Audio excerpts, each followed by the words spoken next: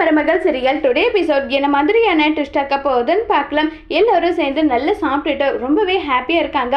அதுக்கப்புறமா ரொம்பவே சந்தோஷத்தில் இருக்காங்க. இதுக்கு மேலே ஏதாவது ஒன்று நம்ம பண்ணணும், என்ன பண்ணலாம்னு யோசிச்சு அதுக்கு ஏதாவது ஒரு ஐடியா பண்ணி இங்கே நம்ம அந்தாக்ஷரி மாதிரி ஏதாவது ஒன்று விளையாடலாம்னு சொல்லிட்டு பாட்டு பாடி பயங்கர ஹாப்பியாக ரொம்ப சந்தோஷத்தில் இருக்காங்க. அடுத்ததாக எல்லாரும் மாறி மாறி பாட்டு பாடி கேர்ள்ஸ் டீம் வின் பண்ணிடுறாங்க. அடுத்ததாக பாட்டி வராங்க. பாட்டி தமிழோட அம்மா கிட்டேயும் தமிழோட அப்பா கிட்டேயும் உங்ககிட்ட நான் ஒரு முக்கியமான விஷயம் பேசணும், என்ன விஷயம் சொல்லுங்கன்றாங்க.